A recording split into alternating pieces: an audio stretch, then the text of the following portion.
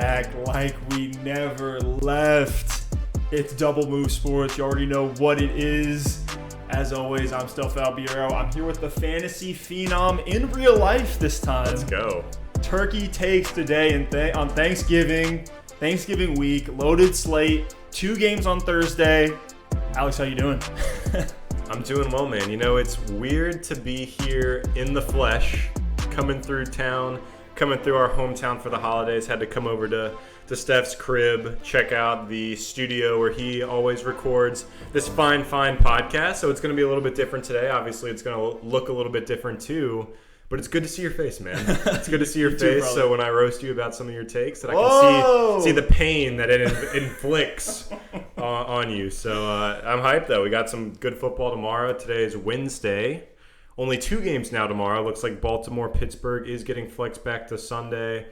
And the games aren't necessarily the most high-flying playoff matchups, but it's good to have football, that's for sure. Yeah, we got Houston, Detroit on Thursday, and then the classic Cowboys versus the Indians, the Washington football team against Dallas on Thursday. That game's at 4:30, so we don't get a Thanksgiving evening game. As of now, we could see some flex action go down, move those games back. But I would love to see that Kansas City-Tampa Bay game. Let's get that moved up to Thursday night. Goodell, where you at, man? Where you at? I need something to do after I take a nap and watch the Lions lose.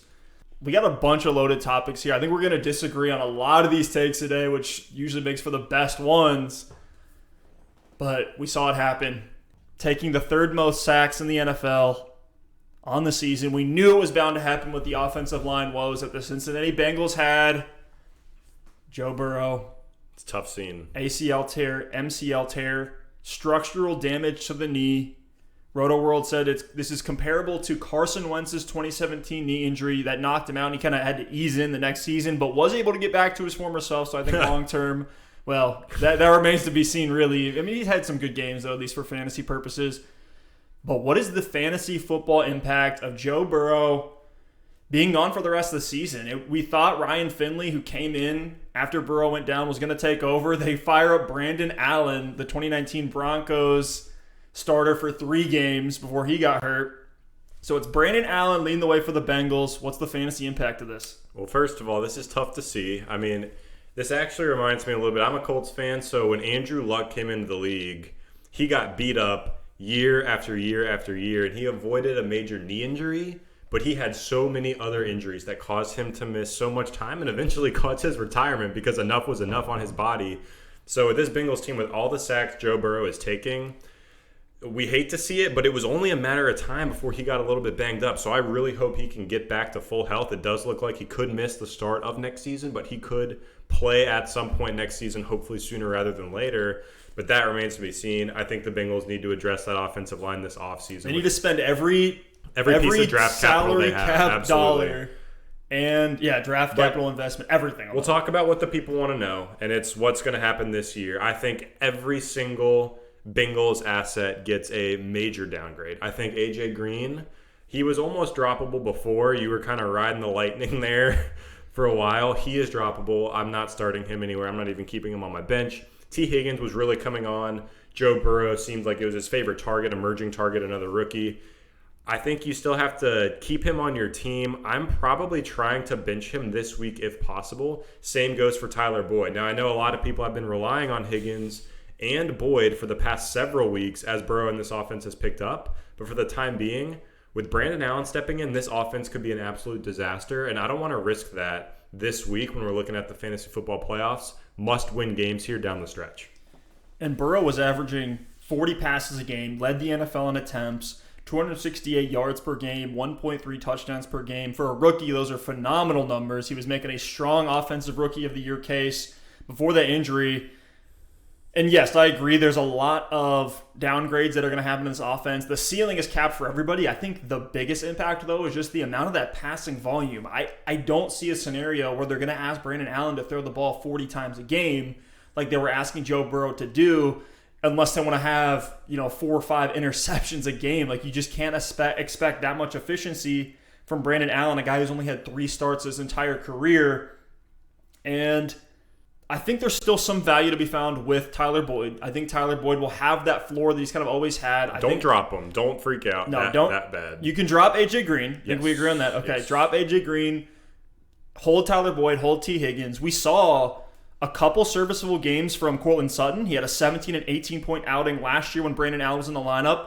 We can look at some of these tendencies. I know it's a limited sample size. Brandon Allen was not a guy who was targeting the running back, and we'll get into Gio Bernard's outlook, but he was a guy who was dialed in on his ex-wide receiver, and then he had some serviceable games for Noah Fant in there. I don't know what that means for Drew Sample in this Bengals offense. I'm not interested in him at all, but you're right. Sit Higgins this week. See what happens. Yeah. See what happens. We saw production be there with Cortland Sutton. I think we could see that with T. Higgins, and then I think Boyd is going to be a floor play. You know this team's going to be behind. They're going to be in belt races. They're going to need to air it out. I just wonder, what that efficiency is going to look like, and I don't think it's going to be that high. And here's the thing, you sit them this week, but the volume could still be there. Now, I don't expect that Zach Taylor wants to give Brandon Allen 50 passing attempts per game, but this Bengals defense isn't good. They don't really have a running game. The line's terrible. Joe Mixon is still out. They might be game scripted into throwing the ball way more than they want to. So if we see Brandon Allen throw the ball 40, 45 times on Sunday against the New York Giants team, which the defense isn't great there, but that could tell us, even if these are inefficient attempts, inefficient targets for guys like Tyler Boyd and T. Higgins, they could still have some flex value down the stretch. So we'll wait and see there. But let's move on to the running backs. Joe Mixon, 2 more weeks on the IR. Earliest he can return is week 14. I'm still wondering if he has a foot after that injury. Yeah, what in the world? So I think when Joe Mixon comes back, he's still someone you're starting. I know this offense is going to take a hit. Touchdown upside is going to be lower. They're going to rely on the running game. They're going to try to, I would think, check down to the running back and rely on Joe Mixon, who is a stud for them. But I definitely think this means they're not going to rush him back, because how many reps 2021 and beyond are they expecting Joe Mixon to get with Brandon Allen? Exactly. I mean, if I'm the GM of the Bengals right now, it's let's get as many reps as we can to T. Higgins, just get that rookie experience built up, and then when Joe Burrow's back, we can keep cruising. I'm plugging in Gio Bernard rest of the year. Joe Mixon can stay on his couch on IR. For Gio, he's had disappointing outings the last 2 weeks. You can start him, though. Single-digit carries on the ground. They're mixing in some other guys in the backfield, but he is still getting the passing work. So he's this desperation RB2. Don't flex him because there's probably a better wide receiver type of guy there. And really any upside he would have had with scoring that touchdown, right? If he gives you the 8 points that he gets from his standard usage and then the 6 from the touchdown, you're going to be happy with Gio Bernard relative to where you need to plug him in. But that touchdown upside's not going to be there. So I'm looking for other options, but if I'm stuck with Gio, it's probably because I drafted Mixon and had him as a handcuff, and I got to keep riding him. Yeah, I think as far as the running back goes, if you do have both Gio and Mixon, you can keep starting Gio as an RB2. When Mixon comes back, when he's healthy, you can plug him right back into the lineup. I think the volume will be there, and that's it for the Bengals. It's disappointing to see. I know a lot of people had made had been in the top of the standings this year because Joe Burrow overperformed. Tyler Boyd, wide receiver 11. Tyler Boyd overperformed. T. Higgins overperformed. So those teams are going to have to make adjustments as we head into the playoffs. Let's look at another NFL team, Stef, that made some adjustments themselves as they look towards the playoffs. The New Orleans Saints. The Taysom Hill experience was terrible for everyone except Sean Payton, because I think a lot of football fans were kind of hoping to see Taysom Hill crash and burn in this one. It didn't happen. I got to give Taysom Hill some credit here. He had a fantastic game, both running and throwing. Michael Thomas was his best friend in this one. Taysom Hill, 18 for 23, 233 yards. I'm floored. 0 touchdowns, 0 interceptions, but he added 49 yards and 2 touchdowns on the ground, really moved this offense. And it was a great matchup against Atlanta. Michael Thomas looked great in this game. We'll talk about him as well. But, Steph, this New Orleans Saints offense, I would expect Taysom Hill to be the starter moving forward until Drew Brees comes back. And unfortunately, I think this game also earned him a longer leash. If he goes out and chokes against Denver, I think they come back to him against Atlanta again, which is disappointing for probably some Alvin Kamara owners, but it might be exciting for Michael Thomas owners. What do you think about the Saints? We talked about the upside when we talked about Taysom Hill last week is he brings juice to that offense that Drew Brees just wasn't bringing us, whether it's from the creativity that Sean Payton can bring to the scheme, whether it's for just more arm strength, as tough as that is to say against Brees. No knock on him. He's a Hall of Fame QB, but we were seeing some deep receptions. being thrown around by Taysom Hill. I was floored by the efficiency. I was a guy that was like, don't touch Taysom Hill with the 10-foot pole. Stash him and see what you have. Luckily, the matchup against Atlanta made things a little bit easier for him. Against Denver, I think you can plug Taysom Hill in at your QB spot if you absolutely have to. I knew he was moved out of the tight end designation in all platforms last time I checked. But if you're sitting there with a really rough situation, let's say you were streaming Tua or you're looking at Derrick Carr, I think it's worth for a guy that's going to get you the rushing volume that Taysom Hill is going to give us. And then we actually saw some efficiency. Like 18 to 23 is not bad at all. And I know some of those passes weren't the prettiest things in the world, but he was able to push the ball downfield. We saw Michael Thomas had a great game. You're starting him every single week. No questions about him. That did not crush his value. Emanuel Sanders was an interesting one. 10 fantasy points in PPR leagues. Caught 4 receptions for 66 yards in this one. He had the big one called back, right? He had like a 60-yard bomb called back for some phantom penalty before the snap, so that could be interesting. That's a good call out. And he had a 44-yard catch late in the second quarter, so I think there's upside there for Emmanuel Sanders. That was another guy that we said keep him stashed. Who knows if Taysom Hill is the guy that Sean Payton's been hyping up for years and years and years and is now finally going to deliver. If we see it, we're going to see it in a big way. So we did see that. Let's talk about Kamara. And the one thing that we saw, this has been the running meme, right? Taysom Hill is the one who could stop Kamara from being dominant. And we saw it. First game in Kamara's entire career that he did not have a reception at all. Yeah, Steph, listen to these reception totals for Kamara this season where a lot of his fantasy value has hinged. 5, 9, 13, 3, 8, 8, 9, 5, 7, 0. Yikes. Absolutely brutal. And we both are pretty heavily invested in Kamara in some of our bigger high-stakes leagues. So very disappointing and frustrating to see out of that backfield, and I am, quite frankly, concerned. My concern meter on a scale of 1 to 10 with Alvin Kamara is about a 10, but here's the thing. You are starting Alvin Kamara every single week, regardless of format, hands down. You just have to adjust your expectations. He might not be that 25, 30-point lock every single week. He might be down in the 10 to 20-point range, still an RB1, but he's not going to be that top threat each and every week, which is really disappointing. And for those of us that have Kamara, I think a lot of us will be looking at the playoffs because of what he's done for us from weeks 1 through 11. So hopefully by the time we get to the playoffs, Drew Brees is back and that passing volume comes back. So don't freak out. Don't trade him. Hold on, and let's hope that Drew Brees can come back sooner rather than later. Interesting as well, Latavius Murray out-touched Kamara in this game. He didn't out-snap him. The snaps 50-50. They were about even. With this offense, with Taysom Hill, Latavius Murray becomes interesting if he and Alvin Kamara are both going to get 12, 13 carries a game, because Kamara and Latavius kind of rotate if they're in those power formations. And if there's not going to be that receiving work for the running back, maybe Latavius Murray moves into that deep league RB3 flex consideration as well. Yeah, both guys put up 10 fantasy points in this game. Pretty identical in the stat line category. And one thing that actually blows my mind but gives me a lot of hope for Kamara is that Latavius Murray had 2 receptions in this game. It just happened that he was on the field more in those situations where Taysom Hill was dumping it off to the running back. This is almost a game that Kamara could just kind of sit back and relax. They had a massive lead. We saw Julio have his struggles, get pulled out of this game, crush the Atlanta Falcons offense. Their game plan was totally hinged on Julio Jones taking over. So I think part of that was game script as well.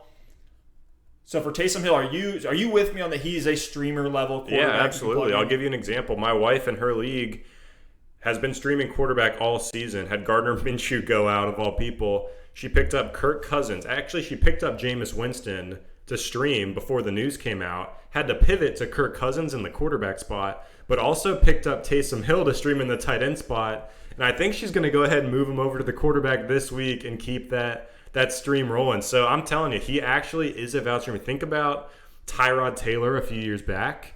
Didn't give you a ton of pass volume, but could give you 50 to 60 rushing yards on the ground. And touchdowns on the ground. With touchdowns on the ground. And arguably Taysom Hill has more touchdown upside than Tyrod Taylor had back in the day because of how physical he is as well. So absolutely a streamer. Good matchup against Denver this week. Atlanta again next week. Don't drop him if he lost that tight end eligibility. Keep him in there.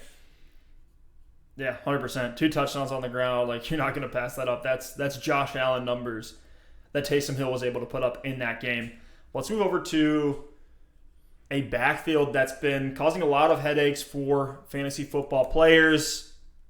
And it's the Denver Broncos. We were just talking about them in that matchup with the Saints. Tough matchup for Melvin Gordon and Phillip Lindsay, but Melvin Gordon seemingly is alive again. Had an 18 fantasy point outing. Would have been 20 points if he didn't have a fumble at one point in the game. But he was a guy that you had probably drafted third or fourth round. That's exactly where we told you to draft him. I remember where we would say the word stability when we would smash the draft button on Melvin Gordon in the back of the third round in drafts. He's sitting at RB19 right now. I had him at 18. You had him at 19 in our rankings. So good call there. Through 11 weeks, you're spot on with Melvin Gordon. And after 2 back-to-back weeks where he did burn you, he delivered again. And the way this backfield really breaks down to me is exactly like the Tampa Bay Buccaneers backfield. The Ronald Jones, Leonard Fournette situation where one running back's going to get passing volume. He's going to be the clear goal line back. The other's going to get work on the ground, maybe even more work on the ground, capping the upside for both guys. But the red zone and receiving touches, the highly valuable ones in fantasy football, are going to make one of these guys one that you can play. You know, I just bought Leonard Fournette 30 minutes before the trade deadline in one of our leagues today. Was able to move him in a deal. But for Melvin Gordon, you know, through the playoff stretch, is he a guy that we can rely on in our lineups? We probably sat him, like I know, and for example, in one of our matchups this week, somebody plugged in Chase Edmonds over Melvin Gordon. Are you going to let that continue, or are you going to plug Melvin Gordon back in as a more reliable RB2 now that he's kind of out of that down stretch? It's tough because he had a really good game here, and the running back landscape, we've talked about it. It is an absolute wasteland. If you have a guy with a pulse getting about 12 touches a game, regardless of the offense, he's in consideration to be a starter right now. So with Melvin Gordon, you know, I think coming off the big game, you leave him in your lineup because you probably have to, just because of the volume he's getting. I mean, you look at this game, the 15 carries for 84 yards and 2 touchdowns is great. He typically gets that passing work as well. He didn't get any catches in this game or the week prior, which is actually the concerning piece for me, is that the receiving volume hasn't been there for Melvin Gordon, and that's why we saw him struggle there for a few weeks. So without that receiving volume, I don't think he's that consistent of an option. This week he gets the New Orleans Saints defense, number 1 against running backs in fantasy football. Yikes. Saints defense, probably the top defense in fantasy this week. They're on an absolute tear, just shut down Matt Ryan. It had another couple good games before that as well. So Melvin Gordon is someone you're probably starting out of necessity, but I don't think he's just a set it and forget it. I think you keep him in there, keep monitoring, keep looking at the matchup, see how he's getting involved in the passing game as well, and go from there. But for me, he's probably around running back 20 to 24 for the rest of the season, which at that point, he's probably someone that's in your lineup. In Week 11 against Miami, Melvin Gordon, 15 attempts for 84 yards, very efficient.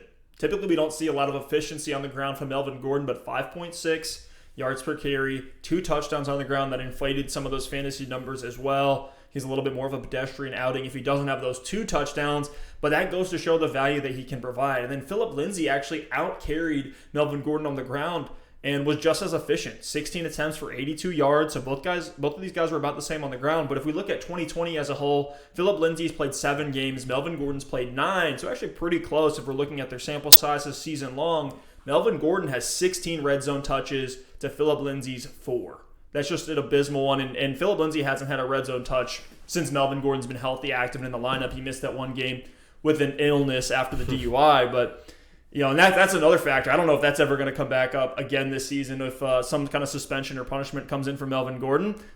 As far as I've heard, nothing's going to happen. But if we look at the matchups after this New Orleans one, they have Kansas City, Carolina, Buffalo Bills, LA Chargers. So matchups after New Orleans that are in the bottom half of the league, some of those like Carolina, they're 28th against the running back position. I think in a lot of these spots, you can plug Melvin Gordon in with some sort of confidence. He has a very solid floor. And through the air, you know, that's where you had some of the concerns. But if we look season long, Melvin Gordon is 20 of 29 receiving in his 9 games. Phillip Lindsay's 2 for 8 through the air in 7 games. So the volume is going to Melvin Gordon. He's in there on third downs. If they're going to manufacture touches with screens and things like that, it's going to go to Melvin Gordon. Any sort of PPR league, he does get a bump there. I think he's a guy that if you have him as your RB2, and you need to keep him in there, even if you put him in as a flex, I would rather put in Melvin Gordon as a flex over a name like, you know, an upside receiver like DJ Chark or Michael Pittman, because you guarantee a little bit more volume. You get the red zone touches are going to be more valuable, more likely than, you know, what would you put your money on, right? Melvin Gordon getting a goal line carry or Michael Pittman breaking off a 44-yard reception to the house. So I'm putting my money on Melvin Gordon in that scenario. You're going upside versus floor a little bit there, but at least that's my thoughts on Melvin Gordon. I'm actually pretty pleased with how we thought about him and where we took him in drafts and how he's panned out so far this year, though I know he did have some down stretches here. Yeah, I think you're a little higher on Melvin than I am, but Steph, let's talk about, I would probably take DJ Chark and Pittman in my flex over Melvin Gordon, especially in PPR formats, just because they're getting the targets. Melvin Gordon's not right now. He could get them back. Not necessarily for Chark. We've seen some really rough outings from a target volume perspective. That's very true. But Mike Glennon. Let's talk about Michael Pittman. Let's talk about my boy on the Colts. Last 3 games has looked fantastic, putting up outings of 9.6, 19.2, and 15.6 fantasy points. Over 80% of snaps in each of those games for the Indianapolis Colts. Steph, do you think Michael Pittman has broken out? Are you willing to flex him? Are you willing to start him right now as the Colts go down this stretch run?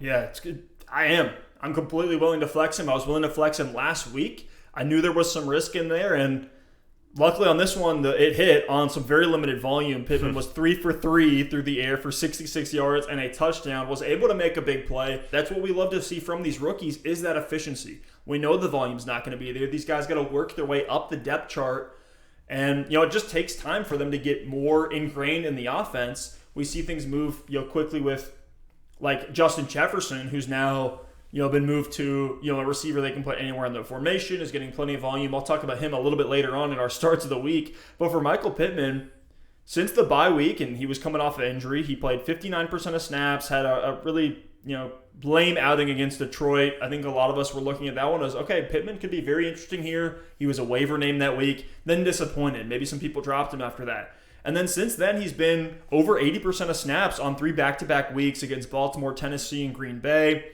Was getting 7 targets, got 7 targets against Baltimore, 8 against Tennessee, and only 3 against Green Bay. But I think Michael Pittman is a guy that you can plug in there. And it doesn't feel great. It's more of like a desperation, high upside flex name. You look at him over a tier of guys like Jakeem Grant or KJ Hamler, these kind of streamer waiver guys, Nelson Aguilar, another one in that tier. You're putting him all over those guys. I'm putting you on the spot here. Let's go. Pittman or Fulgum rest of season? Pittman. Wow. And it hurts. It hurts. The pendulum has swung back the other way. We'll talk about Fulgum. It hurts. I got to take the L on Fulgy. I was all over him. I had given it to you. He was a great pickup there for a few weeks. We'll talk about him later. That's a little foreshadowing for the rest of the show. That's why you kind of have to stay up to date. You got to stay up to speed. You can't just set it and forget it with these guys because things do change fast. But I'm with you on Pittman. The volume this week is disappointing. Only 3 targets. But he was able to produce with that touchdown. And when you look at the next 4 games for the Colts, this has to be one of the easiest schedules and not easiest from a NFL win standpoint, but a favorable schedule for quarterbacks and wide receivers. Next 4 weeks, they have the Titans, the Texans, the Raiders, and the Texans. 4 absolutely smash matchups. You look at this Colts team as well. I know they like to spread the ball around. We've talked about this before, Steph.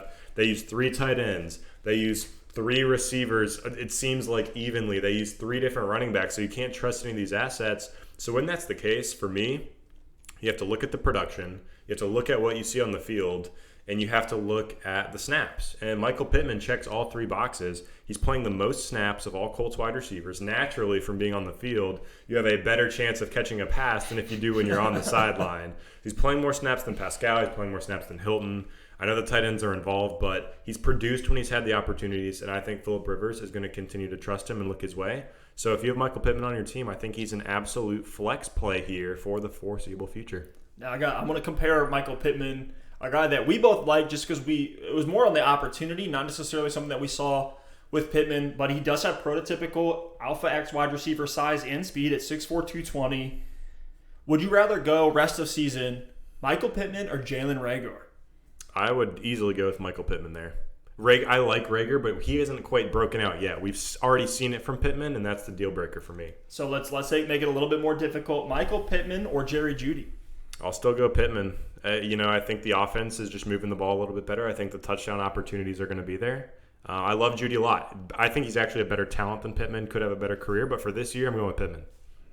Yeah, I think I'm with you on that. It just comes down to the quarterback and the offense. And for Pittman, and he's in an offense that's going to throw the ball a lot. I know, we were talking about this. I know you're a Colts fan, so Colts just tend to weave their way into a lot of our discussions here, but we were saying, look, they're bringing Phillip Rivers in. They're going to be a run-heavy team. They're going to make their hay on the defensive side of the ball. But Rivers, in a lot of these games, has had to throw close to 40 pass attempts over the last 4 games, 33, 43, 39, 36 pass attempts. Some of those have been shootouts, like in this Green Bay matchup.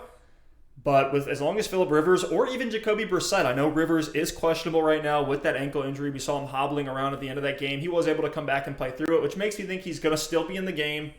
Going to be forcing it downfield and saying dang flab at every time he throws an interception. But no, I'm with you. Pittman is a fun guy as a player. He has that splash play ability for that guys like Chase Claypool, and I think we'll see Jalen Reagor show it a little bit more as the season goes on. But Pittman now is a guy in that flex category. If you picked him up off waivers, if he was a depth stash for you, congratulations. I think it paid off.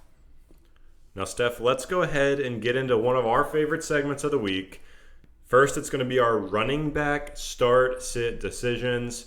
It seems like our listeners are always wanting these guys and then throwing even more in the comments. So don't just blindly throw a comment in. Let's wait and see if we talk about your guy. I'll preview it for you. We're going to hit on Duke Johnson, Jonathan Taylor, Daryl Henderson, Gio Bernard, and Damian Harris in this segment. Who knows? Maybe Steph will throw one on the end as well. Maybe not. We'll see. That's why you got to stay tuned. But Steph, first on the list, Duke Johnson going up against the Detroit Lions. This week, great matchup for running backs. He's the last man standing there for the Texans. Had a disappointing outing last week. Only 6.5 fantasy points, 10 carries for 15 yards. I won't take victory laps often. This is a guy that I did not like last week. You weren't huge on him, but we both agreed you could start him. But this was my fear. Just super inefficient. Deshaun Watson does not throw the ball to the running back position. He was actually pass blocking a ton because this Texans offensive line has struggled with pass protection. Steph, Duke Johnson against the Lions, what are you doing? Are you plugging him in or leaving him on the bench? I'm plugging him in if I have to. I'm certainly not flexing him. I'll look at any other wide receiver, even like a waiver wide receiver like Jacoby Myers. I'd rather plug in than Duke Johnson. And I want to temper expectations on the ceiling. I thought he was going to be David Johnson plus when he came back, right? Take up all that volume that David Johnson was getting, something like 15 to 20 carries a game, plus all the receiving work that Duke was already getting when David Johnson was in the lineup. But it's just not panning out that way, even though the volume is there. Against New England in Week 11. Granted, New England was a tough matchup, and actually so was Cleveland. They have a pretty solid run defense. So the last 2 weeks haven't been the best matchups for Duke Johnson. The matchup against Detroit is what keeps him, we'll give him one more shot. If he disappoints against Detroit, I'm out. He's a bench guy, almost borderline droppable in a 10-team league or any league that's not PPR. But Duke had 10 carries, saw 5 targets, caught 3 of them for 20 yards. So he's doing what he's always done through the air. You just hope that he can be more efficient on the ground, but when he's running at 1.5 yards per carry, tough.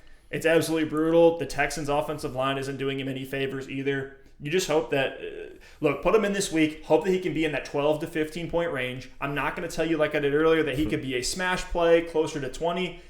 I think his ceiling is 15, 16 points. Maybe he gets the touchdown in there that gets him to 20, but I'm not going to expect that in any circumstance because he just hasn't done it. Only has 1 touchdown on the season. Really isn't being used as a goal line back. They're just taking these 20-yard shots to Will Fuller. Brandon Cooks is taking them to the house. So they really haven't needed him. Even Jordan Akins and Darren Fells, these tight ends that they're using in the red zone, are all taken away from Duke Johnson. If maybe he was more of a goal line back, I'd be more excited, but the ceiling is nowhere near as high as I thought it was going to be. Yeah, but you can start him in a desperate spot. I agree with you. And maybe by the time you're listening to this, you're watching him while you eat your turkey, so you can evaluate us on the spot with the kind of game that he's having on Thursday afternoon. Turkey takes here today. But look, Duke Johnson, 2.8 yards per carry on the season, only 1 touchdown on 80 total opportunities. That's just not going to get it done, especially when you have a rushing quarterback who likes to run around the goal line like Deshaun Watson. I'd say his touchdown opportunity is fairly low. It's always possible, but it's not as high as you'd like it to be for someone playing 77% of snaps. And the efficiency is just brutal. So, I think you're absolutely right. The ceiling is probably 15 points. If he gets 4 or 5 catches and can turn that into 80 to 100 total yards between his receiving and what he does on the ground, that's a great week here for Duke Johnson. The matchup is great. We saw Mike Davis have a nice game last week with P.J. Walker in an offense that we didn't really know a lot about coming into the game. We didn't know how it was going to look. They'd certainly put it to the Lions, so I think there's a possibility Duke Johnson does the same. If it's me, though, I'm really trying to leave him on the bench. Guys we talked about earlier, Melvin Gordon over Duke Johnson. Even Giovanni Bernard. That was what I was going to bring up. We got a lot of questions on our live stream we did last Sunday. Hopefully we can do another one of those this week. So maybe hop on Sunday at like 9:30 or 10 o'clock, answer those last-minute start-sit questions. But Gio Bernard versus Duke Johnson was a debate. There were guys on both sides. It seemed like a pretty polarizing one, which I wouldn't think for these handcuff running backs that there would be strong opinions on either side. I was leaning Duke Johnson just because of Deshaun Watson, just because of the offense. Who are you taking the two? I actually think I would take Giovanni Bernard, which is sad because this offense could be atrocious. But I think Gio's passing volume is a little bit more guaranteed and the ceiling there's higher. Giovanni Bernard could get 8 targets in a game. I think Duke Johnson, the 5 targets he saw last week is like a best case scenario, maybe slightly above that. So I'll take Gio there. Steph, let's go ahead and talk about Giovanni Bernard. Let's skip ahead a little bit. Last week against Washington, only 9 carries, 18 yards. I see him very similar to Duke Johnson, actually, because they're both these backup running backs. The talent isn't top echelon. We know them as receiving backs, but they're getting work on the ground. Obviously, the offense for Duke is a lot better now that Joe Burrow is out. But Giovanni Bernard, not very efficient on the ground, but he is seeing targets through the air. Saw 5 targets last week, 7 targets the week before. Turned each of those into 4 reception performances. Now with Brandon Allen, we don't know what that running back check down is going to look like. But I will say, I feel like typically you will see these backup practice squad level quarterbacks rely on short throws to the tight end. They rely on checkdowns to the running back. They want to get the ball out of their hands. They want to get the easy completions. Hopefully the coaching staff understands that too. I would expect 5 or 6 targets from Gio in this game, which gives him a pretty solid floor. I don't think the upside there. I don't think he's scoring a touchdown this week. But I think he can get you 10 points, and you'll be pretty happy with that. Yeah, the matchup against the Giants makes him a little bit more appealing, too. He's not an upside shot. He's definitely a floor play, but this running back landscape, 10-plus points is a big deal in a lot of lineups. Now, I did see that Gio did show up questionable with a concussion from Wednesday's practice. Oh, wow. If it's Samaje Perine in that backfield, do you have any interest at all? No. Here's the thing. If it's Samaje Perine, you can probably expect 75% of snaps, but the whole argument against Gio is inefficiency, no touchdown upside. You're counting on that passing game work. Samaje Perine is Giovanni Bernard without the receiving game skill set. So if he plods for 3.5 yards a carry on 20 attempts, I'm still not taking 60 yards and no touchdowns at my running back spot. But again, desperate times call for desperate measures, but I would be avoiding that backfield if Giovanni Bernard is out. Steph, let's go ahead and move on to my Indianapolis Colts. Jonathan Taylor is back in the start. He's back. We never thought he would be in the start 6 segment. Found his way there by about week 7, and he's been lingering here for a while. Finally had a good performance last week. 22 carries for 90 yards. Also had 4 receptions in this game. No touchdowns, but he had a big one called back on a penalty that I do not think was a penalty. The hold. And then they had about 9 more holding calls after that. So 15 points on no touchdowns last week for Jonathan Taylor, 55% of snaps. I think it's all aboard the Jonathan Taylor hype train. If you were on the train before, you're certainly not getting off now. It's tough, man. Could be a trap. With JT, it's the hot hand approach. Who knows? Next week could be a Nyheim Hines game. The week after that, we could be back to Jordan Wilkins if Jonathan Taylor disappoints. But I think the Colts have shown that they want to give Jonathan Taylor every possible chance. They would rather him be the hot hand and take over. The one thing we're not seeing is efficiency on the ground. The yards per carry has been abysmal. He's had a couple good ones here and there where he's had a few big runs. To your point, maybe that touchdown goes his way. Now we're talking about Jonathan Taylor in a completely different light.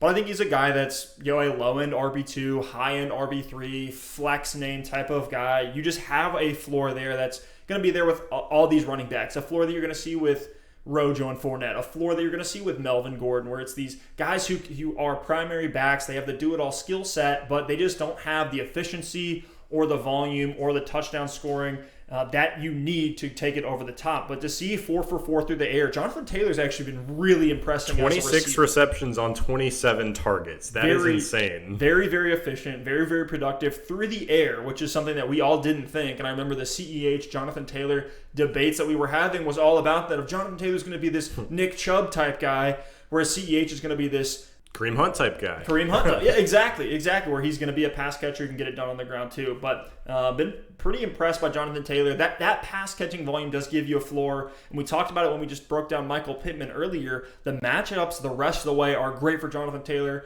Maybe if he had Pittsburgh coming up next week, I'd say let's pump the brakes before we plug him back in. Maybe it was just the Green Bay matchup. The Packers aren't known for being a great run-stopping team. But with matchups against the Tennessee Titans, Houston Texans, Las Vegas Raiders, and then the Texans again before Week 16. They do actually play Pittsburgh. I think you can plug in Jonathan Taylor in those situations if you have him. Could even be a buy low candidate if someone looks at him and says, I'm just trying to jump off the Jonathan Taylor hype train. Maybe you can grab him. I know trade deadlines are passed in a lot of leagues or going to pass next week.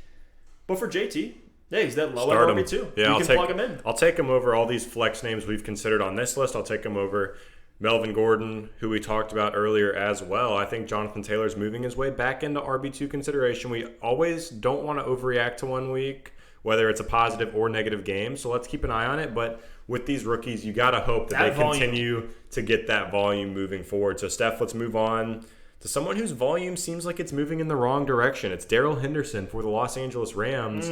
We've seen a little bit of an emergence from Cam Akers. Malcolm Brown has stayed involved as well. Another three-headed backfield that feels absolutely disgusting. You don't even want to get anywhere close to it. Steph, what are we doing with Daryl Henderson? I'll tell you right now, after 8 carries for 5 yards, I'm staying as far away from possible. I mean, last 3 weeks, 8 carries, 7 carries, and 8 carries. Only, one reception, 2 receptions. Fell into the end zone last week against Seattle, or I should say 2 weeks ago. Unless he gets that touchdown, he is not startable. And even if he does, the ceiling is low.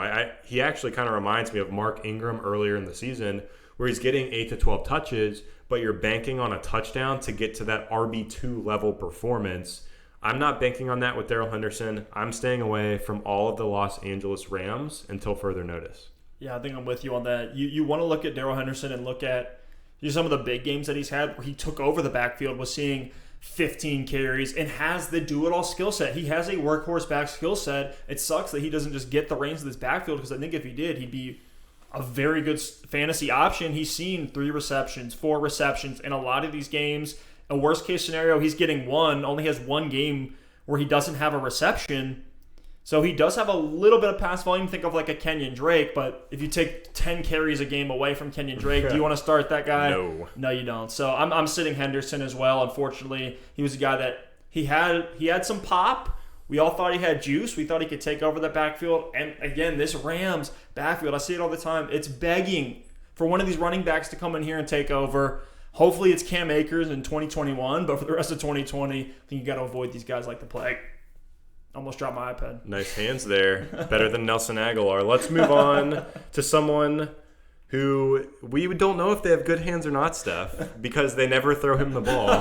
And it is Great segue. And it is Damian Harris for the New England Patriots with a staggering 4 targets on the season. What are we doing with him moving forward? He's got the Arizona Cardinals this week. Rex Burkhead is out for the season, so we're finally getting some clarity to that New England Patriots backfield.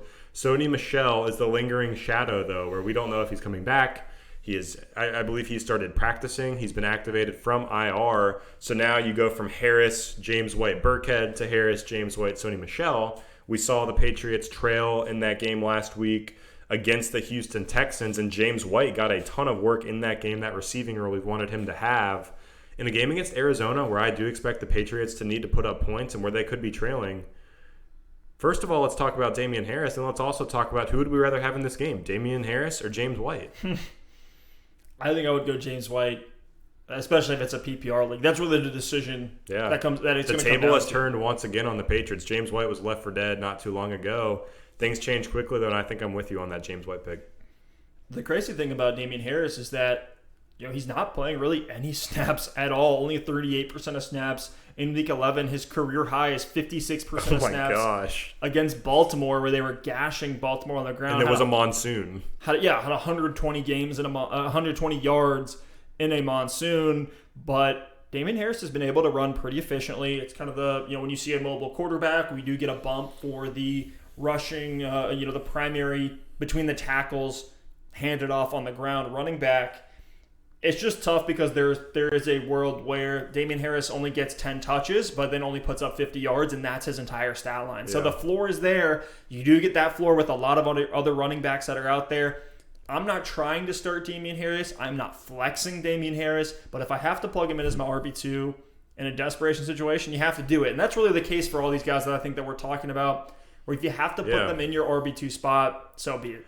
And I'm with you there. If I have to play Damian Harris, I will, but I'm trying to avoid it. I am willing to start James White as an RB2 in PPR formats this week. It's a deeper shot. It's a deeper name, but he was one of the bigger waiver wire pickups this week, I'm sure, and things have kind of changed for New England. Burkhead was getting receiving work. Now you kind of phase that work over to James White in a game where I do expect them to trail against the Arizona Cardinals.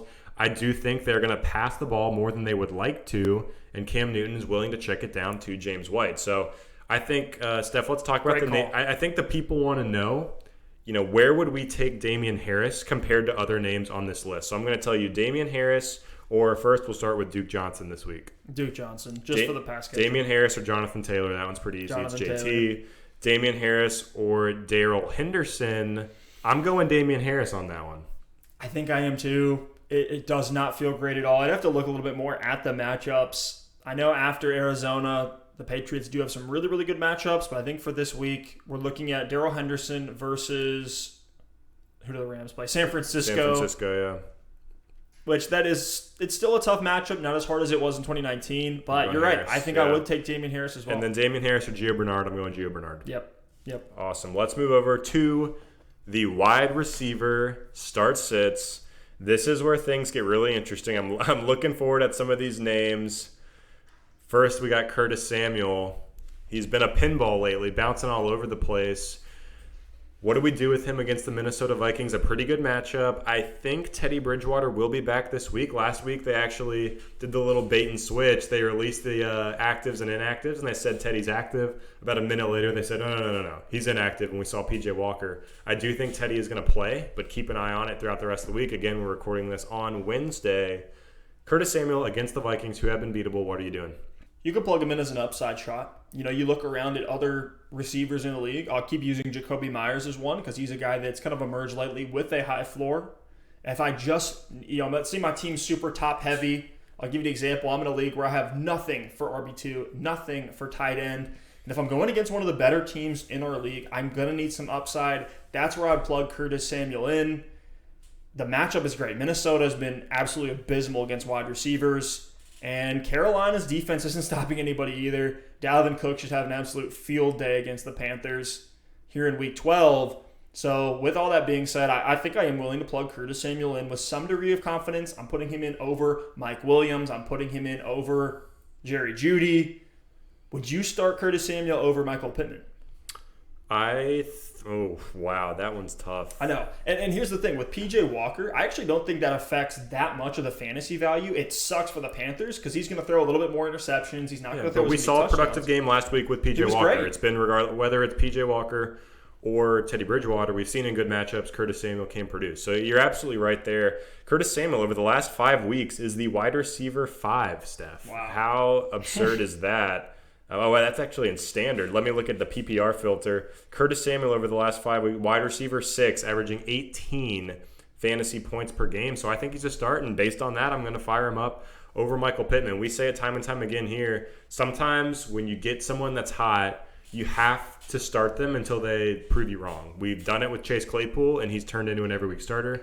We did it with Travis Fulgham there for a while. He got you about 4 or 5 good weeks before the wheels came off. With Curtis Samuel, 3 great performances, had 1 down week, but bounces back with another good performance and a good matchup against Minnesota.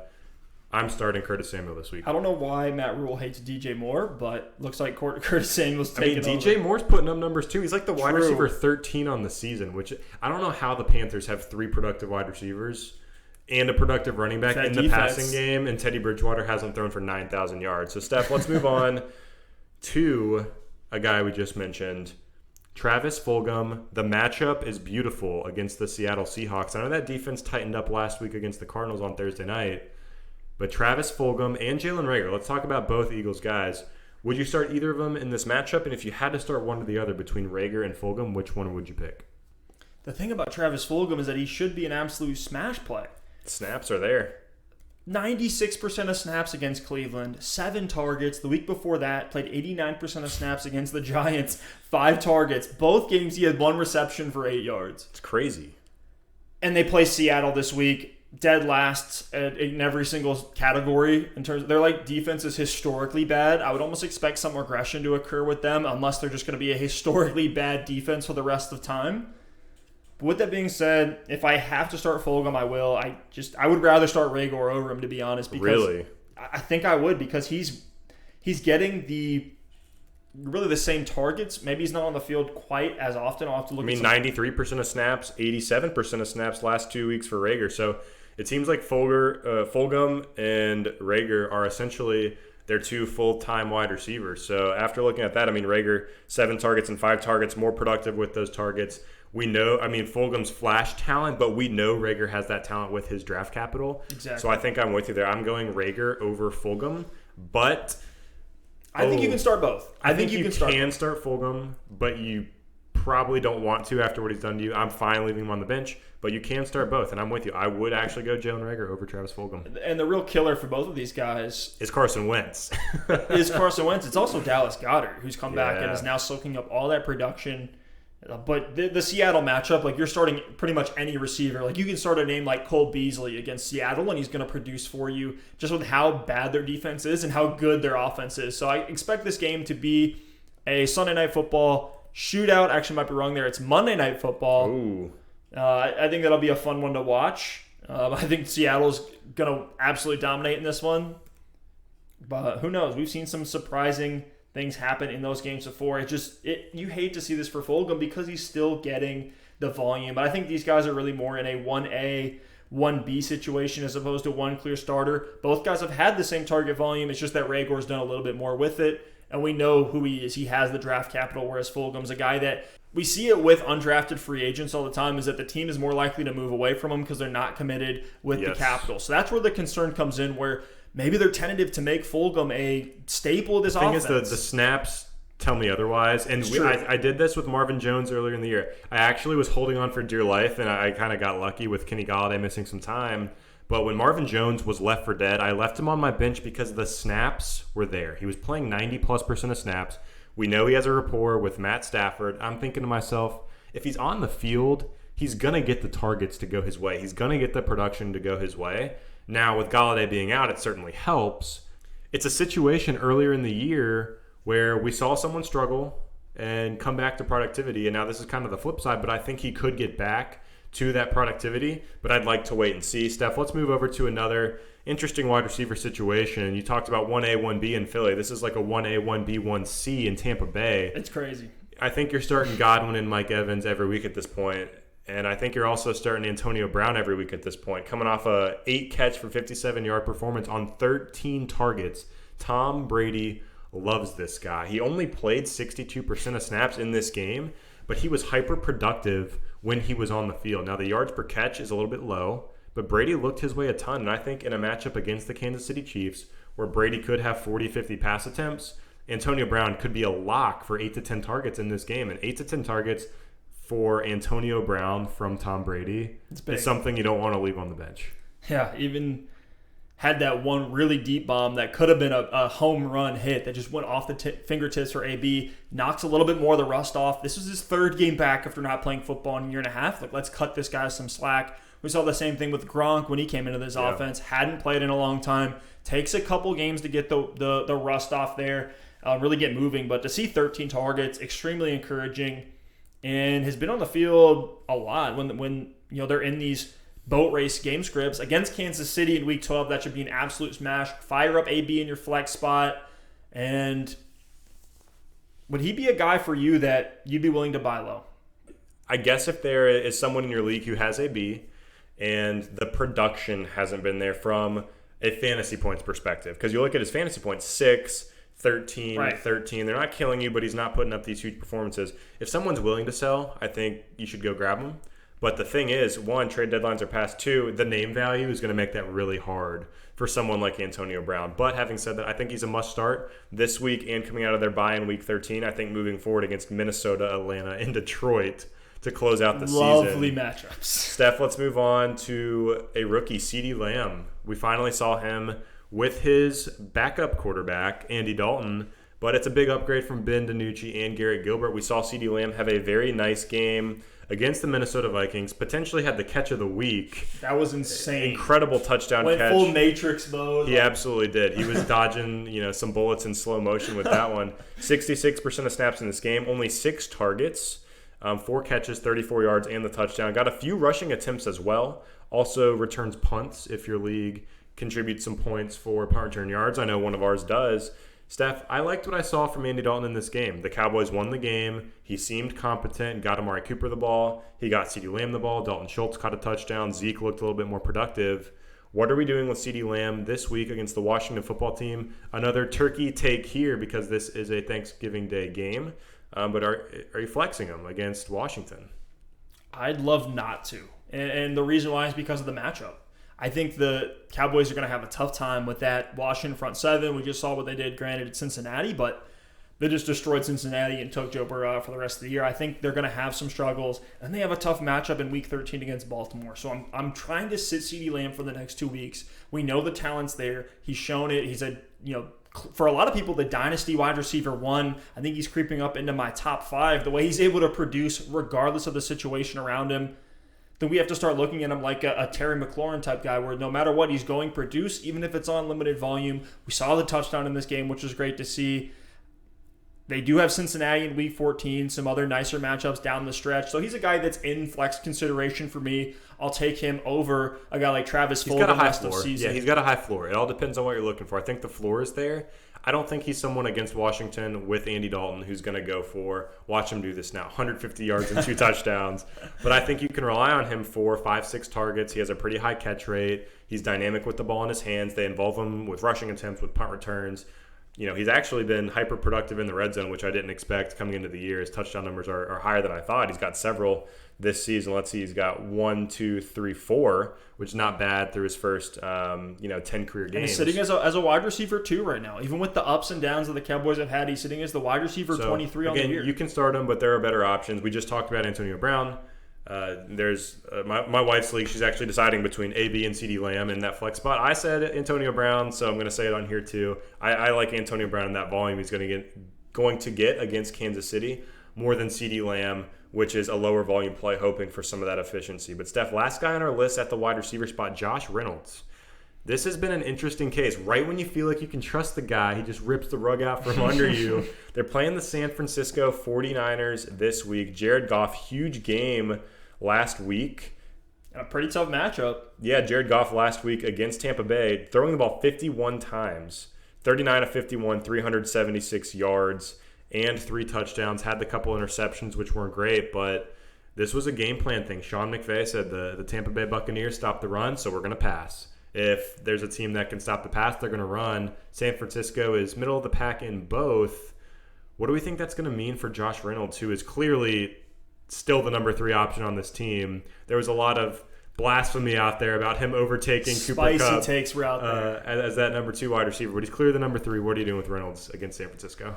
He is the reason we put him on the show sheet is just because if you're in a desperation, absolute desperation, let's say you're in a 14-team, maybe even a 16-team league. 91% of snaps. That's the thing. Week. The snaps. Like, he's out there running around. Yeah, maybe a lot of those are just, he's running 16 wind sprints a game and not really looking around for the ball, but he's out there. And to your point earlier, talking about if they're on the field, they're more likely to be productive. That's what we're seeing with Josh Reynolds, who's had, multiple games with over 80% of snaps. A couple here with over 90, had 91% of snaps against Tampa Bay. So I think yes, he is matchup dependent. He'll be a very interesting option against teams like Arizona, against the Jets, against Seattle in Week 16. I think he's a deep league stash that you can put on the back of your roster, build up some depth. If you absolutely need to start him, you can. In a 12 or a 10-team league, I'm looking the other way just because there's other guys. I agree. He's kind of in, I hate to say this, but he's kind of in Nelson Aguilar territory.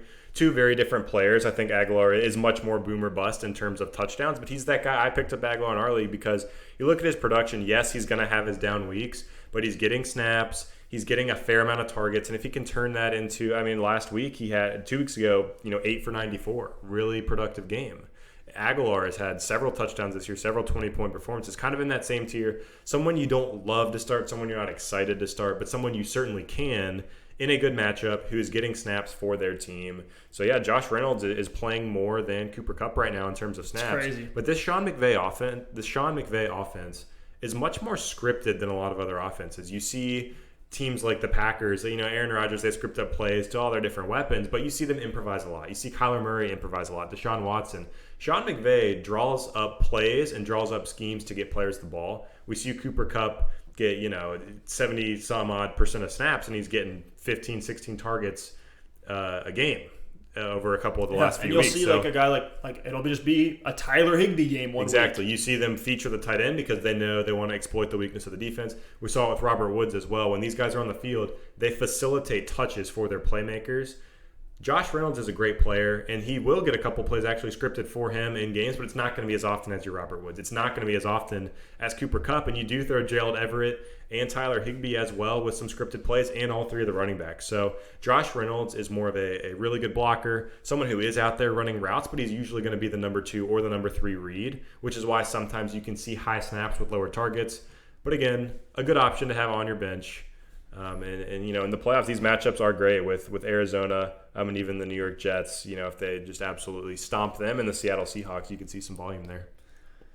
Well, I think that's it for our wide receiver start sits. Let's get into a staple on this show at this point. Week 12 starts of the week. Guys that we expect to exceed expectations, whether that is a guy that you're going to pick off waivers and plug straight into your lineup. Maybe it's a stud who has an absolute smash this week. Maybe a guy coming off a tough matchup, tough outing, and you say, hey, put your faith back in him. He's going to bounce back. But, Alex, I'll pass it off to you first. Here's your QB start of the week. After we had some misses and we had some hits last week, I'll take the L on my Judy pick. I know you had DeAndre Swift. That didn't pan out for us. If he was in, he would have smashed. He would have smashed. The mystery midweek concussion kills us when we record on Wednesdays. But Stef, I'll hit it off with something. I'll preface it with this: my starts of the week are a little deeper this week. It's playoff time. I didn't want to be too chalk. I'm going a little bit deeper here. People are really needing these last couple wins. My start of the week at the quarterback position, a little riskier this week. We're going Daniel Jones, a guy I loved before the season. I felt very bad about it because, you didn't have to invest a ton of draft capital in Daniel Jones, which is why it wasn't the end of the world. You pick him up at the last pick of your draft, see what he does. We talked about the tough early schedule, and it was tough and it was brutal for Daniel Jones. But he's picked it up lately, and the Giants get the Cincinnati Bengals this week, a team that has not really stopped anybody on the defensive side of the ball. And it's a great matchup for this Giants team that is in contention for the NFC East. There's several teams where if they're in contention for like a top 3 draft pick and a playoff spot, and we're in week 11 or 12 now, week 12. This one's great for Daniel Jones. This matchup is good. The Bengals are bottom half against the quarterback. I don't expect them to really command a lot of time of possession in this game, and Daniel Jones I think is going to move the ball pretty well. He's got Sterling Shepard, Darius Slayton, Evan Ingram, all healthy. Wayne Gallman's actually looked decent at the running back position as well. Dion Lewis out of the backfield. So, not the top-notch elite offensive weapons group, but they're piecing it together and they're getting it done. I think he and a lot of his weapons could have a good one in this game. And something I didn't realize, Steph, over his last 4 games, Daniel Jones is averaging just under 19 fantasy points per game, which it's not, winning you a week at the quarterback position. But for someone who started Matt Ryan last week and got about 5 points and he lost me my week, someone who's supposed to be Matty Ice. Yeah, right. Yikes. Matty Yikes. No kidding. Matty Yikes. I would have taken 19 points from Daniel Jones. So that stretch of these last 4 games, just under 19 points, if you just want some context for where that kind of stands on the spectrum of quarterbacks, it's 0.1 points per game behind Lamar Jackson. It's more than Matt Ryan, who I just mentioned. It's more than Jared Goff, more than Ryan Tannehill. Guys that are, always in streaming consideration. And for some reason, because of what we have in our mind about Daniel Jones, the turnover machine, just slinging it, fumbling, doing all these things, a struggling Giants team, we kind of associate him with those turnovers when in reality, the volume is there. It's a good matchup. He actually has a very high rushing floor as well. It's still there, regardless of how much he's going to trip in the red zone. The dude has got some wheels. So I think Daniel Jones is a fine streamer against Cincinnati. He might turn the ball over a couple times, but he's going to make up for those turnovers with his rushing baseline. Could sling a couple touchdowns as well. If you're in a pinch this week, I'm fine to fire up Daniel Jones. I love it. I love that pick there. I know you've been a Danny... I won't give up. You've been a Danny Dimes truther, can't talk right now, truther for a long time now. And now it's like, well, we even said this before the season. He was going to be a buy low candidate after this first 6 weeks. He's probably on your waiver wire. He's been Danny Nichols for most of the season, but he's back to being Danny Dimes. Danny Penny's more Steph, like it. Who you got at QB? So I'm with you on these kind of deeper streaming quarterbacks this week. You know who you're starting based on all these matchups. And mine is another matchup-dependent guy that we just saw ball the heck out. It is Derrick Carr. He plays the Atlanta Falcons this week. And over the last couple seasons, he has been a guy that you can stream in the right matchup against the Kansas City Chiefs, where Derrick Carr has been the only QB who's going toe-to-toe with Pat Mahomes in their matchups. Derrick Carr has been fantastic this year. Specifically against the Chiefs, but yeah, season long, he's been efficient. He's high completion guy. Sometimes they don't need him to do a whole lot, which is where that kind of hurts his fantasy upside. And he's not, a Justin Herbert, air it out type of guy, or like a Matt Ryan or Aaron Rodgers, but he's getting the job done. He's always been efficient. And he was coming off a game where he completed 74% of his 31 attempts for 275 yards and 3 touchdowns. Did have an interception in that game as well. But when Carr's had to air it out, he can do that. He's got Darren Waller operating as the alpha receiver in this offense, doing a fantastic job with it. And then Nelson Aguilar trying to show that he still deserves a starting job in this league. And you look at the Falcons, they're dead last against the quarterback position, dead last against the tight end. So 2 smash plays there for the Raiders. Their defense is straight up awful. But we know what Matt Ryan and that offense can do. Even without Julio Jones, I think the Falcons are going to be able to move the ball against the Raiders, who have had their own defensive struggles this season, which means a prime matchup for Derek Carr. If you're streaming the position, or even want a 2-week filler with Atlanta this week and the Jets after, then you can do a lot worse than Derek Carr if you're streaming the QB. I like that pick. And Derek Carr, people are sleeping on this guy. I'm a big Derek Carr fan as well as Daniel Jones. For better or for worse, have them both in our Dynasty League. We'll see how that one plays out. But at the running back spot, I'm actually going to make a pivot from what I've got in here, Steph. I have Salvon Ahmed in our show sheet here. Interesting. He did not practice today with a shoulder injury. Today's Wednesday. And Myles Gaskin has been cleared to practice. Now, I don't know if that means he will play. Keep an eye on it. If Ahmed does play and Gaskin does not play, I love Ahmed this week, and you should absolutely be starting him. But I'm going to pivot to a deep name, Zack Moss. Wow. And, hot takes. Turkey takes. Zack Moss, after he came back from that toe injury, got eased back in, and then he had 47%, 54, 56, 51% of snaps in this Buffalo offense.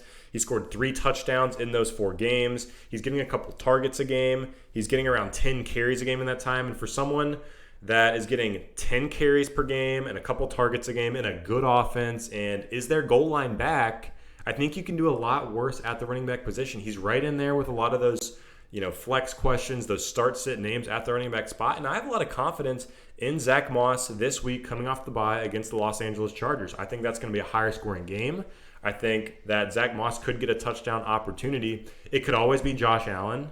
But if Zack Moss can get into the end zone, I think he's right there in that 15-point range. I think he can get you 50 to 60 yards on the ground. I have him to score this week and add a couple targets to that and some receiving yards, and he's a very fine RB2 play against the Chargers. The Buffalo Bills backfield is a light version of what we see with the Denver backfield with Melvin Gordon, Phillip Lindsay, or the Buccaneers backfield with Leonard Fournette, Ronald Jones. To your point, Zack Moss is the one who's getting all the high-value touches. He's used more in the receiving game. I know Singletary's used that way as well. But he's also the goal line back if they end up going to the running back. So it is a light version. They're a tick down from both of those backfields. But I think, you're right. If you need a streamer, if you're desperate, pick up Zack Moss. And you look at the Chargers this year giving up 25.7 points to the running back position. The Bills' running back room is Singletary and Moss. Break up 25 points however you want. Both could actually be decent plays, but if I'm picking one, I'm definitely picking Zack Moss there. No way I'm touching Devin Singletary just yet. I'm putting my money on Moss with a really good opportunity this week. I think that's a really good pick. Glad you pivoted there at the last second. And Salvon Ahmed against the Jets could be a really good one too, even if it is Myles Gaskin. They're both interesting. So you went with all the deeper options. I'm going with the chalk smash play this week because it's Miles Sanders against Seattle after 2 pedestrian outings, ones where you weren't hyped, you weren't getting what you wanted from Miles Sanders when you plugged him in there. And I'm seeing him in lineups where guys have Dalvin Cook and Miles Sanders. And I'm like, how are they not just absolutely dominating every single week? But I think this week is when Miles Sanders is going to show out. It is time for Sanders to shine. And we know what's happening in every game with the Seahawks this year. It's either going to be garbage time or a shootout. We know Seattle's offense is great. Their defense is historically awful. The Seahawks are giving up 25 points a week to the running back position, just like the Chargers are with your Moss pick. And Sanders has been getting close to 20 touches a game. He's averaging 15 carries and 5 targets a game this season. I could see Sanders easily see 25 touches in this game if the game script calls for it. Again, whether that's in garbage time or competitive shootout, if this game, if a few things break their way, maybe the Eagles defense shows up and is able to stifle some things. We'll see if Chris Carson returning comes into play as well and helps that Seahawks offense, put the Eagles in a spot where they need to score. But I love the volume.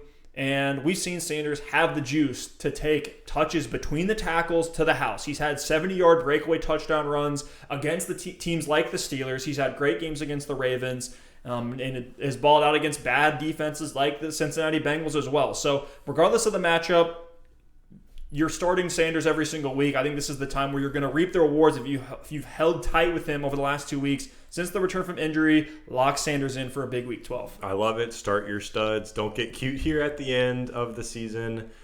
But Steph, let's move over to the wide receiver spot. I'm going to go with Robbie Anderson against the Minnesota Vikings. Nice. This has been a very interesting story. It's something we see a lot in fantasy football. You just kind of ride the roller coaster. But Robbie Anderson has kind of been, he's faded throughout the season. Weeks 1 through 7 was the wide receiver 7. Over the past 4 weeks, the wide receiver 34 went from 16 points per game over that first 7 games to 10 points per game over the last 4. People that have Robbie Anderson, knowing he's not a big name, are probably starting to think he's regressing to the mean, which 1, he is. But 2, I think the last 4 weeks of production, 9 points, 15, 6, 11, are honestly lower than the opportunity suggests. And you look at those last 4 games where he's been a little bit disappointing, only 10 fantasy points per game, 8 targets, 13 targets, 6 targets, and 9 targets. No touchdowns over that stretch for someone we know is a burner and a deep threat. So against Minnesota, a team that cannot stop the pass, I expect Robbie Anderson to have a very good game. The snaps have been there for him as well. 82%, 81%, 71%, 69%. He's still on the field a ton. He's seeing a ton of targets. Teddy Bridgewater should be back this week, but we talked about earlier, whether it's P.J. Walker or Teddy Bridgewater, we expect them to be able to get it done through the air. And I think this is going to be a Robbie week. I think he could see some good volume and break loose for a big one and return a very, very solid fantasy performance against the Minnesota Vikings. Season long, you do look at a touch squeeze there where Robbie Anderson's going to compete with volume with Curtis Samuel and DJ Moore. We've seen all 3 of these guys have good games on the same week. We just saw that last week, so I think you got to keep riding the hot hand, and Robbie's really been the number 1 there this season with the new coaching staff. Minnesota, 45 points per game to the wide receiver position, so plenty to go around for DJ Moore, Curtis Samuel, and Robbie. Nice. I like that wide receiver start of the week there. And mine is Justin Jefferson. You probably don't need to get told that Justin Jefferson's a good start, but if you're questioning it at all, I don't want to see JJ in these flex questions that you guys are putting down in the comments. Again, if you guys like what we're doing here, hit us with those start-sit questions down below. A sub and a like is always appreciated as well. But for Justin Jefferson, he's a smash play. Adam Thielen, we think it might be a false positive, but he did test positive for COVID, was put on the COVID IR list. He might miss this game, but either way, I'm firing up Justin Jefferson this week and really every single week in that same matchup against the Carolina Panthers. Jay Jetts is on pace for over 70 catches and 1,300 receiving yards on the season as a rookie. This kid's a stud, and he's currently sitting as the wide receiver 16. The Minnesota defense can't stop anybody, so they do get into these shootouts. And if Adam Thielen's not there, it's going to be Dalvin Cook and Justin Jefferson that this defense or this offense is going to move the ball through. The Panthers secondary doesn't scare me at all, even if he ends up drawing top coverage with Adam Thielen out. Add in the fact that Jefferson is known for making splash plays. He's top 10 in yards after the catch and number 1 in the NFL in yards per target and yards per route run. When we look at these rookies, we want to see that efficiency to say, these guys that are going to produce for the rest of their careers. So far, Justin Jefferson is checking every single box I want to see for a rookie. so efficient, both what he's doing, with these deep receptions. He has a very high average depth of target, but then also being able to produce once he gets the ball in his hands. Jefferson's an every week start in a smash play. Wide receiver 1 in week 12. Whoa. I love it there, Steph. Let's go to the tight end. This is where it gets a little bit dicey. Yeesh. I've used this name in the past, and I'm going to use it again because he disappointed in his last game before the bye. I'm going with Evan Ingram for the New York Giants, kind of pairing it with my Daniel Jones pick, going all in on the Giants this week, which feels very, very terrifying. Maybe I'll throw them in some DFS stacks, get Danny Dimes with Slayton and Evan Ingram for some double stacks there. But I like Evan Ingram this week. People are so quick to forget that he ran a 4.42 40-yard dash coming into the league. He gets a lot of crap for his drops and things like that, but at the tight end spot, you want the guy that can bust a 70-yard touchdown. There's always the tight end threats that are the Jason Wittens of the world, kind of lumbering, and you hope for that 5-yard touchdown. With Evan Ingram, one play can make him literally the tight end 1 on the week. So Evan Ingram, not only does he have the athletic profile to make things happen, get chunk plays, things like that, he's seeing the volume. He's seeing the targets. 6.7 targets per game this season. 3rd in targets at the tight end position, behind only Travis Kelce and Darren Waller. So the opportunities are there. Wow. The athleticism's there. The matchup is there against the Cincinnati Bengals. So I like Evan Ingram this week. You probably can't do a lot better. If you have Evan Ingram on your team, he has underperformed production-wise, efficiency-wise with that volume. But I do think you have to keep starting that volume because you're not going to get anything better at the tight end spot, starting guys getting 3-4 targets a game. So start Evan Ingram with confidence. If you held him through the bye after the disappointing week, he needs to be in starting lineups against the Bengals in week 12. And I've seen a lot of questions coming in, comparing Evan Ingram to like Logan Thomas. Is that an easy one for you? It's so easy to me. I think the tougher ones are like Evan Ingram or Johnny Smith. And I'm still taking Evan Ingram there. I think interesting. Evan Ingram or TJ Hawkinson. I know TJ Hawkinson plays on the Thursday game, so you might be listening after that. But I would go Hawkinson there. I think after you get your Kelce, Waller, Andrews, Hawkinson, I think Ingram's right there. I was avoiding Ingram in drafts because of the injury risk, but he's actually stayed healthy all season, but he's somehow still disappointed. It's kind of a weird thing, but I think this is a smash matchup for him. My 10-end start of the week, it's a gross one. It's a guy that's on a lot of waiver wires in shallower leagues, and it's Mike Gesicki. Yikes. On the Miami Dolphins. More like yikes Gesicki. Well, the thing is, he has the Jets this week. Smash matchup there, and Gesicki's actually had a nice stretch. It's been a quiet stretch, but over the last 3 weeks, putting up over 40 yards and commanding at least 4 targets in back-to-back games. The floor is starting to rise a little bit for Gesicki, regardless of Tua or Fitzmagic. We'd love to see Fitzmagic in there for Gesicki's fantasy value, but even if it is Tua, he's still looking his way a little bit. And again, the matchup is just fantastic. And this is a tight end position where we've got Mike Gesicki. This just speaks to how bad the tight end is this year. We've got Mike Gesicki sitting in top 5 in average depth of target, air yards, and yards per reception. Wow. He's actually, I think, number 1 in yards per reception amongst tight ends right now. So the efficiency is there for Gesicki. We're just not seeing the volume. He's not creating separation, and he's not scoring as much, but there is a floor there. If you're just scraping the bottom of the barrel, I know in one of my leagues, Tyler Higbee that I'm looking at starting, it's like if Gesicki was out there, I'm plugging in Gesicki over Higbee this week. But guys, I think that wraps up today's show. Thank you all so much for listening and watching. Again, if you like what we do here, hit that subscribe button. Enjoy your Thanksgiving weekends. And I must say, speaking of thanks, Steph and I started this about a year ago. And if you would have told us in a year, we would have had the support and the engagement in the community. Guys, thank you all so much. I think I would have laughed you out of the room. So we're just so thankful and appreciative. We get to talk about sports. We get to talk about football, fantasy football, something we love. And you guys care enough about it to talk with us as well. So thank you so much. We're going to keep the content coming through the season, through the off season. We're going to be here. We'll be back like we never left every single week. And I just had to throw that in there here, Steph, as we finish up these turkey takes, as we give thanks heading into the weekend. Hell of an episode. And guys, really so grateful for all your support. There's so many fantasy football creators out there, so the fact that you're checking us out means a lot to us, and we'll catch you all next time, and hopefully on a live stream this weekend. Peace.